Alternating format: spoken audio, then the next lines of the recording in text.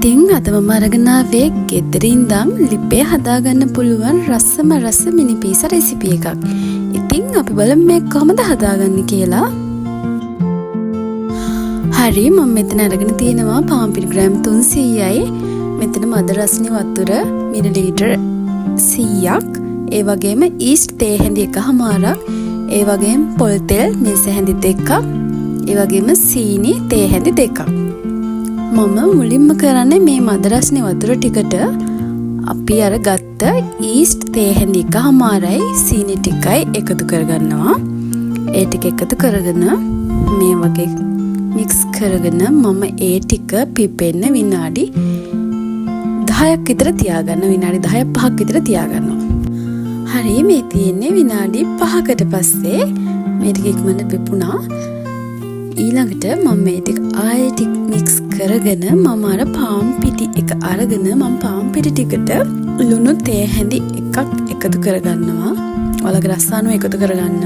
ඊළඟට මම මේ ටික කාලම් කරගෙන ඒකට මම එකතු කරගන්නවා අපි අර හදාගත්ත ඊස්ට් ටික. ඊස්ට් ටිකත් එකතු කරගෙන මම මේක හැන්දෙන් ටිකක් මික්ස් කරගන්නවා.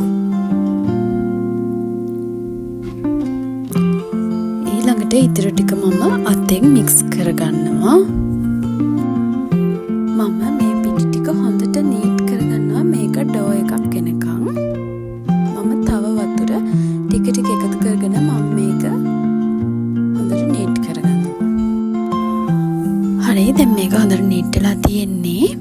මම දැන් අර පොල් තෙල් වලින් මේකට දාගන්නවා. මේකේ උඩටයි ඒ වගේ මේ භාජනය වටේත් ගා ගන්නවා. ඊළඟට මම මේක පිපෙන්න තියාගන්නවා වහලා. හරි, දැන් මේක පිපිලා තියෙන්නේ. මට මේක පිපෙන්න විනාඩි 20ක් විතර ගියා. දැන් අපි මේක ඇතුලේ තියෙන වාත බුබුලු ටික අයින් කරගමු. තව මේ වගේ නීට් කරගෙන.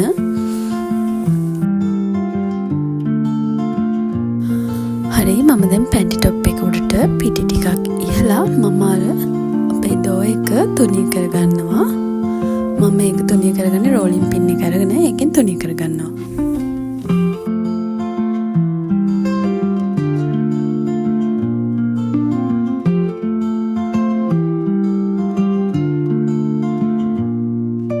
හරි, මම දැන් මේක ගොඩක් හීනියට තුනී කරගන්නේ මේ වගේ ඝනකමට තියෙන්න ඕනේ. ඊළඟට මම මේ වගේ මුඩියක් අරගෙන මම මේක රවුම් කපා ගන්නවා. මම මේකේ ඉතුරු පිටි ටිකෙනුත් තුනී කරගෙන මම මේ වගේ රවුම් කපා ගන්නවා. හරි, මම දැන් මේ ඔක්කොගෙම රවුම් කපාගෙන තියෙන්නේ. ඊළඟට මම මේ වගේ ගෑරුප්පුවක් අරගෙන ඒකේ මම මේ වගේ සිත්රු හදා ගන්නවා.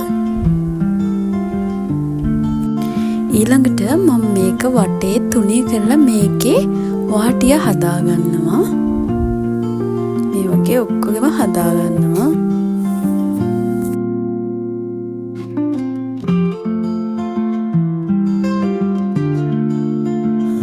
හරි, මම දැන් මේ වගේ ෆෑන් එකක් ලිපේ තියලා ඒකේ මම මේ වගේ තෙල් ටිකක් ගා ගන්නවා. ඊළඟට අපි හදාගත්තට පීසා රොටිය මේකේ තියලා දෙපැත්තම පුච්ච ගන්නවා.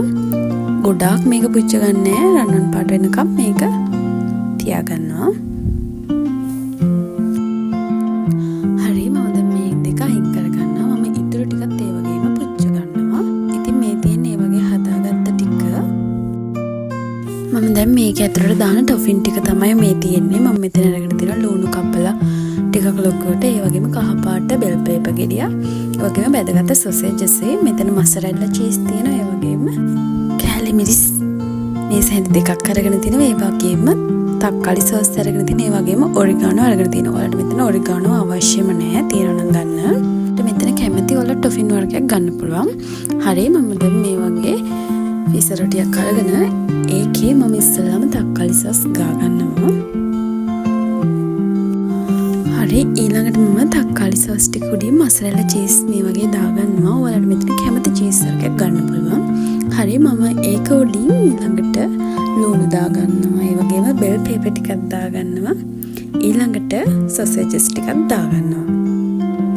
ඔයාලට මේක කැමති විදිහට සරස ගන්න පුළුවන්. ඊළඟට මම ඒ ටික උඩින් ආයෙ මම චීස් ටිකක් දා ගන්නවා. ඊළඟට ඒක උඩින් මම කෑලි මිරිස් චුට්ටක් ඉහ ගන්නවා. ඒ වගේම ඔරිගානෝ ටිකක් දාගන්නවා. මම ඒ වගේ ඉතුරු පීසා ටිකත් හදා ගන්නවා. හරි, ඊළඟට මම ආයෙ ෆෑන් එක ලිපේ තියලා මම මේක ෆී හිට් වෙන තියාගන්නවා. මේකේ මූඩිය වහලා මේ වගේ විනාඩි 5ක් විතර තියාගන්නවා ෆී හිට් වෙන්න. හරි, ඊළඟට අර හදාගත්ත පීසා ටික මේකට දාගන්නවා. මම මේක මූඩිය වහලා තින විනාඩි 10ක් විතර තියාගන්නවා. හරි, මේ තියෙන්නේ මම හදාගත්ත පීසා ටික. ඉතින් බලන්න හදාගන්න හරිම ලේසි. හරිම අඩු කාලෙකින් හරිම ලේසියෙන් හදාගන්න පුළුවන් රෙසිපි එකක් තමයි. ඉතින් ඔයාලත් මේක ගෙදර ඉඳලා හදලා බලන්න. ඉතින් ඔයාලා මගේ channel එකට අලුත් කෙනෙක් නම් මාව subscribe කරලා පහළ තියෙන bell icon එක click කරගෙන යන්න. අපි තවත් අලුත් වීඩියෝ එකකින් හම්බෙමු.